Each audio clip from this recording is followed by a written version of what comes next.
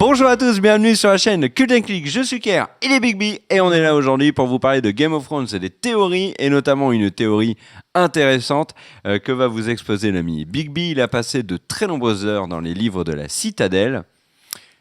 J'ai vidé pas mal de pots de chambre pour réussir à gagner un peu de temps là-bas. Et cette théorie, c'est quoi? C'est et si la série nous avait déjà révélé comment allait terminer les marcheurs blancs. Vous allez nous dire, oui, le ver dragon, oui, mais ça, c'est pour tuer un marcheur blanc. Moi, je vous parle de la solution, on vous parle de la solution pour tuer tous les marcheurs blancs, tel l'anneau qu'on jette dans la montagne du destin. Et vous allez comprendre pourquoi je dis ça dans quelques instants.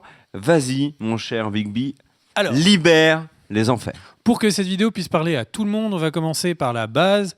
Les marcheurs blancs sont un peuple qui est dominé par le roi de la nuit, qui a l'air de, sans aucun partage, leur donner des ordres, qu'on voit à l'image. Il a des généraux. Et donc là, on voit un des généraux des marcheurs blancs. C'est notamment celui qu'on connaît, parce que Jon l'a tué en utilisant l'acier valérien de son épée qui s'appelle Longclaw. Et donc, les marcheurs blancs sont une espèce qui est issue d'une autre espèce. Et donc, c'est les enfants de la forêt qui étaient en guerre contre les humains, qui étaient donc pendant les premiers hommes. Ils étaient en train de se faire terrasser, et donc les enfants de la forêt ont tous, les uns après les autres, commencé à périr, et donc, Hiroshima. L'arme nucléaire, ils devaient trouver quelque chose qui serait la solution. Et qu'est-ce qu'ils ont fait? Ils ont fait du SM. Ils ont transformé un homme, ils ont joué à Colamaillard avec lui, et ils ont transformé un homme en marcheur blanc en mettant du ver dragon dans son torse. Sans doute, il y a eu un peu plus de magie. Les marcheurs blancs, le problème, c'est qu'ils ont tué tout le monde. Et donc, ils étaient là pour tuer tout le monde. Hommes, enfants de la forêt, etc., sans discrimination. Non, reviens sur l'image précédente. Et le truc, c'est que donc du coup, les enfants de la forêt et les premiers hommes ont dû faire un pacte, qu'on voit là en image. Ce sont des images d'illustrations qui ont été utilisées par HBO, et qui ont permis du coup de se protéger cependant. Si vous tombez sur notre chaîne pour la première fois, n'hésitez pas à vous abonner, c'est très important. Et n'oubliez pas également le pouce vers le haut, c'est génial. Les enfants de la forêt ont été tués, ont été vraiment... massacrés par les marcheurs blancs, et ce qui du coup commença à être un problème. Et donc le peu d'enfants de la forêt qui restaient essayèrent de donner des solutions aux premiers hommes pour qu'ils puissent s'en tirer. On ne va pas rentrer dans les détails parce qu'il y a très très peu d'informations sur comment est-ce que du coup ces premiers hommes ont réussi à renvoyer les marcheurs blancs dans le Grand Nord. Ce serait une vidéo à part, mais si tu passes très vite, ce qu'on sait, c'est qu'ils reviennent très belliqueux. Image suivante, et surtout, ils continuent de grandir, non seulement en résurrectant les morts et en prenant le contrôle, mais également en récupérant des bébés et en les transformant, image suivante, en marcheurs blancs. Donc c'est comme ça que le roi de la nuit transforme... Avec les enfants de Craster. Avec des enfants, les transforme en certains de ses généraux. Ok, on est bon. Image suivante. Les amis David Benioff, donc un des showrunners, en fait, pendant l'interview de l'épisode 4, donc celui où on voit donc toute la caverne, expliquait que, il y avait des symboles qui revenaient très régulièrement dans Game of Thrones et que ces symboles étaient très importants et qu'on découvrirait que leur raison plus tard. Et donc ces symboles, il y en a deux qui reviennent énormément. Donc on les met à l'image. Le premier, donc, c'est ce rond barré, et le deuxième, c'est cette forme d'ellipse, hélicoïdale, on va dire, qui reviennent extrêmement régulièrement. Si tu peux passer aux images suivantes, on va voir qu'on les a vues de manière très régulière dans la série. Donc, les ellipses comme ceci. Si tu peux passer à l'image suivante, on les a vus dans la caverne. Vous voyez l'image barrée, l'ellipse et ce double rond qui parfois est un double rond, parfois est une ellipse. Image suivante, on voit que quand ils sont en train de regarder donc cette grande caverne, c'est encore une fois des ellipses partout, des ronds barrés partout. Eh bien, en fait, tout le monde pensait, et moi le premier, que en fait, tout était lié toujours à cet arbre. L'arbre où les enfants de la forêt ont créé le premier marcheur blanc. Exactement. Ce qui paraissait assez logique. Le totem. Le fameux totem. Image suivante, donc on voit que c'est effectivement à chaque fois ce putain de symbole qu'on voit. Image suivante. Maintenant, là, c'est là où j'en viens à ma théorie. Là, j'ai l'impression que peut-être cette image, c'est la solution de comment tuer les marcheurs blancs.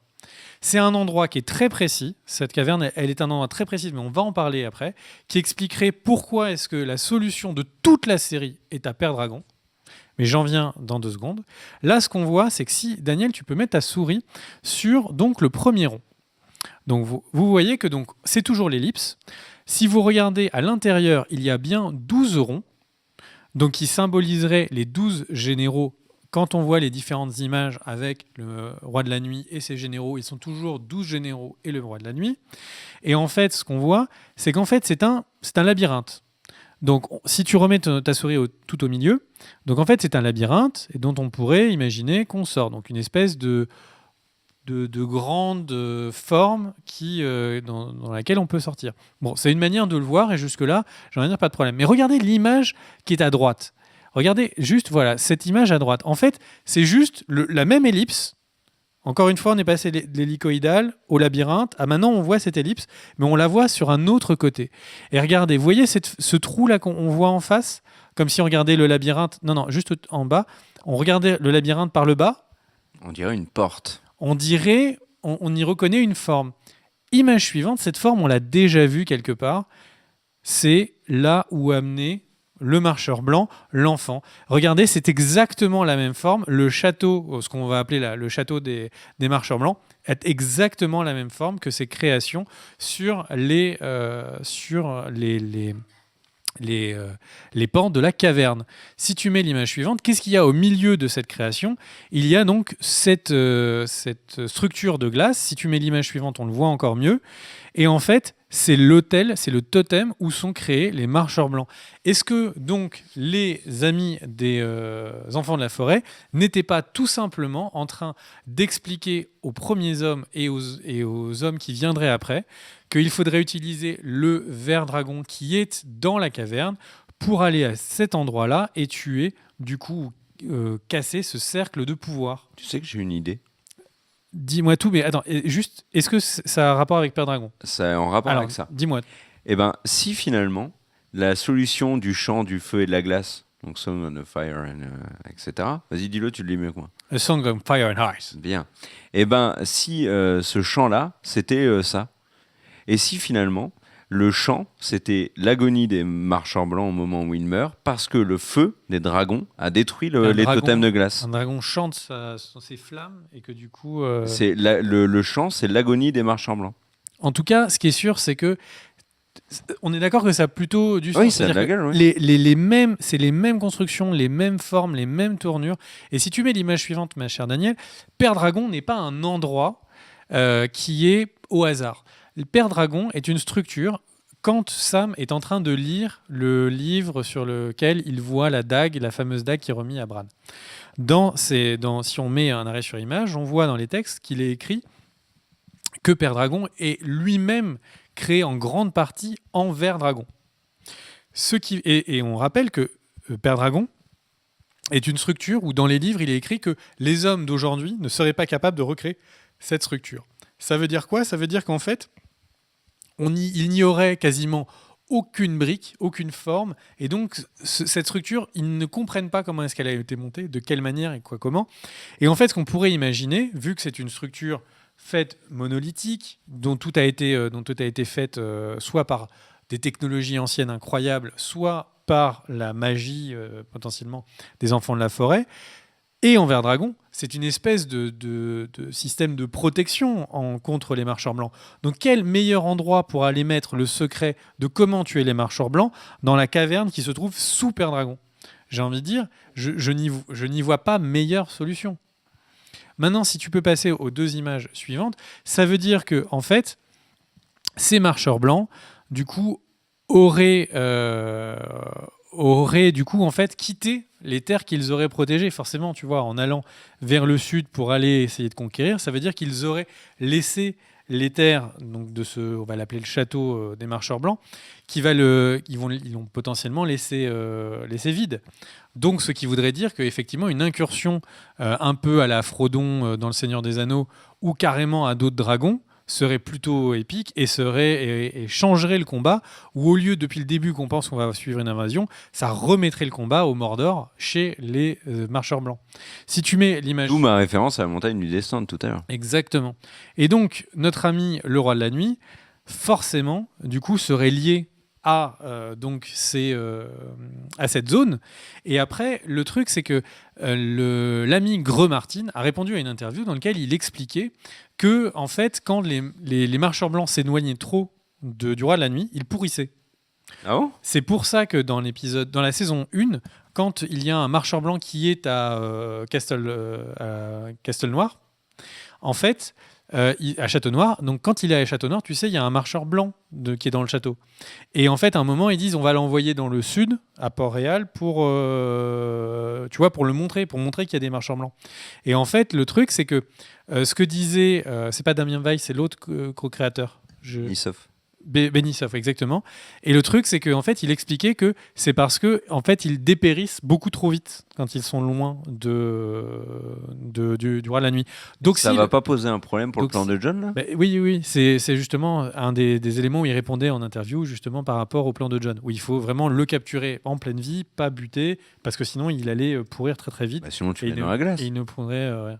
Tu mets du sel dessus, ça tenait la bouffe. Donc, ce qui veut dire quoi ? Ce qui veut dire que potentiellement, là, on est en train d'avoir plein d'éléments qui disent qu'en fait, il suffit juste de détruire le roi de la nuit et d'attendre. Et une fois les généraux butés, parce que les généraux ont l'air d'avoir beaucoup plus d'autonomie, tous les walkers, les Walking Dead, eh bien, ils pourraient être tous effacés de la carte rapidement.